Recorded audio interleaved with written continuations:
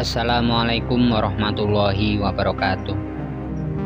Dalam keseharian, seringkali terlibat dalam perbedaan pendapat dengan orang lain, entah masalah yang penting atau persoalan sepele. Perbedaan pendapat memang wajar terjadi. Nah, berikut ini kisah Kiai Haji Fakih Mas Kumambang dan Kiai Haji Hasyim Asy'ari dalam beda pendapat. Saksikan setelah yang satu ini. Namun sebelum itu, klik subscribe dan gambar lonceng untuk mengetahui video-video menarik berikutnya. Like dan share ke semua media sosial yang kalian punya.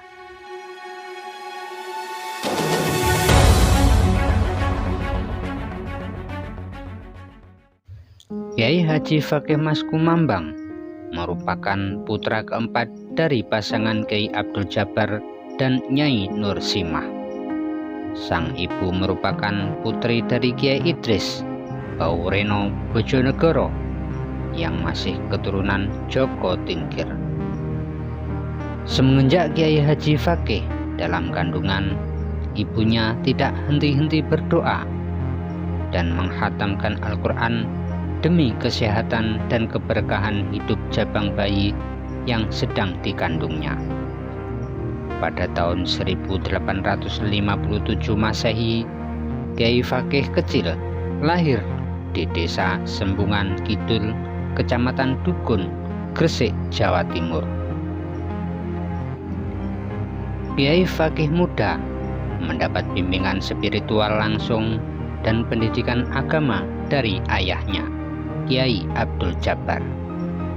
Beliau pernah belajar agama yang salah satunya ilmu qiraat Imam Nafi. Selain itu, sang ayah juga membekali kitab Kiai Haji Fakih muda karya tentang Imam pelajaran berdagang, bercocok tanam, dan bergaul dengan pondasi keagamannya di usia remaja.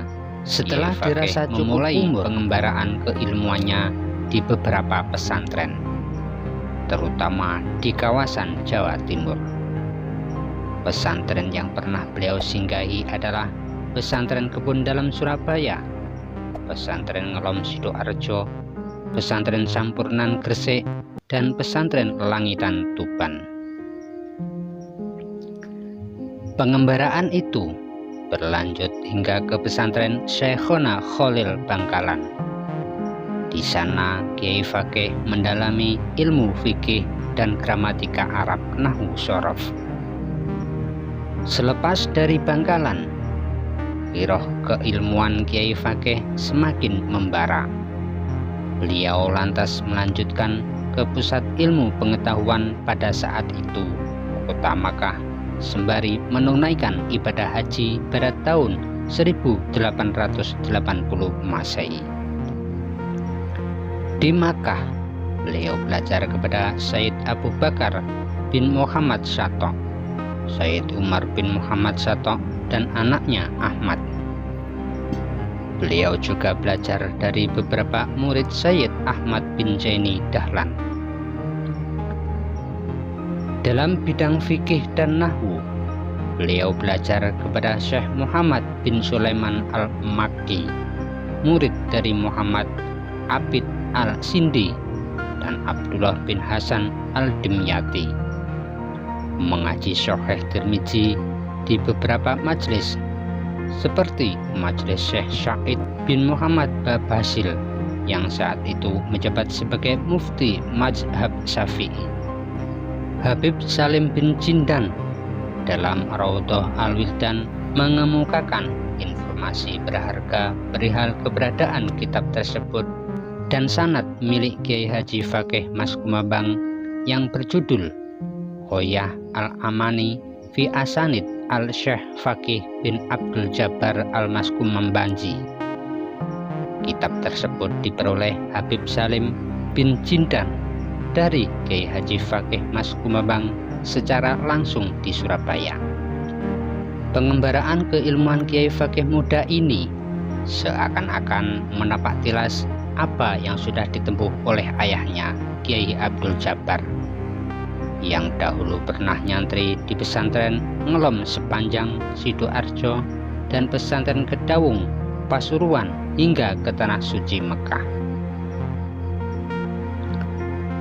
Sepulang dari Makkah, Kiai Haji Fakih kemudian menetap di Mas Kumambang untuk berdagang dan terutama membantu pesantren yang sudah dirintis oleh ayahnya Kiai Haji Abdul Jabbar.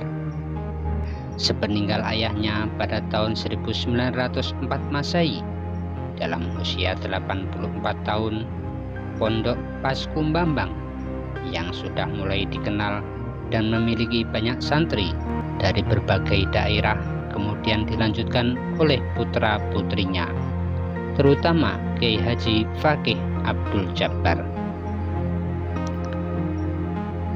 Kiai Fakih memimpin Pondok Mas Kumambang dari tahun 1904 sampai 1937. Selama 33 tahun dipimpin oleh Kiai Fakih, pesantren Mas Kumambang berkembang sangat pesat dan menjadi magnet bagi para penimba ilmu dari berbagai wilayah di tanah Jawa. Di antara murid-murid beliau yang kemudian menjadi tokoh besar dan tokoh nasional adalah Kiai Haji Jubair Dahlan, ayah Kiai Haji Maimun Jubair Sarang, Kiai Abdul Hadi Langitan, Kiai Haji Imam Khalil bin Syuaib Sarang, Kiai Haji Maksum Ali Khwaron Seblak, Kiai Adlan Ali Cukir, Kiai Hamid, Kiai Fakih Usman, Kiai Fatah Yasin, dan Kiai Wahid Hasim. Kealiman Kiai Haji Fakih telah masyhur menyertai kemasyhuran pesantrennya.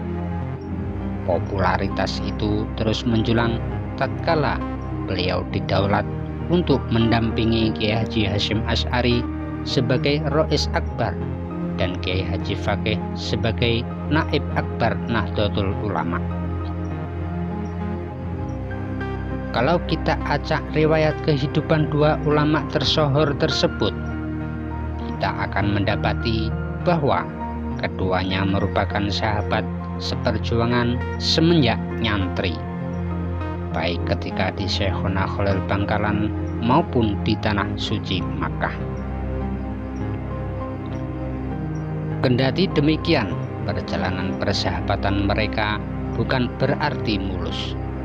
Sama sekali tidak ada perbedaan pendapat atau perbedaan cara pandang dalam menyikapi persoalan furu'iyah dalam bidang fikih, yaitu ketika kedua ulama itu menyikapi hukum boleh tidaknya kentongan digunakan sebagai sarana sholat bagi kaum muslimin. Dalam hal ini, Kiai Haji Hasyim Asy'ari tegas menolak keberadaan kentongan. Sebaliknya, Kiai Haji Fakih Mas Kumambang memperbolehkan. Merespon khilafiyah ini, Kiai Haji Hasyim mengumpulkan para alim ulama dan santri seniornya di Tebu Ireng. Pertemuan itu memutuskan bahwa kedua pendapat perihal kentongan itu sama-sama benar. Diperbolehkan mengambil sekaligus mengamalkan salah satu dari kedua pendapat tersebut tanpa saling mencela pendapat yang lain.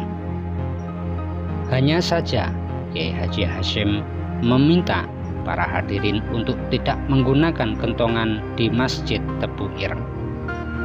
Bentuk penghormatan Kiai Haji Fakih terhadap keputusan tersebut nampak ketika beliau mengundang Kiai Haji Hasyim untuk ceramah di Mas Kumambang.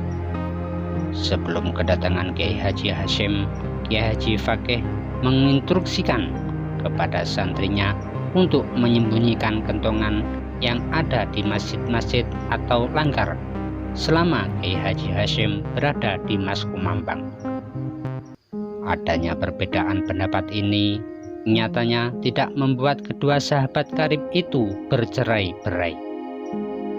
Hal ini semakin membuat mereka berjiwa besar, saling menghormati pendapat, dan bahkan melarang santrinya untuk bersikap fanatik.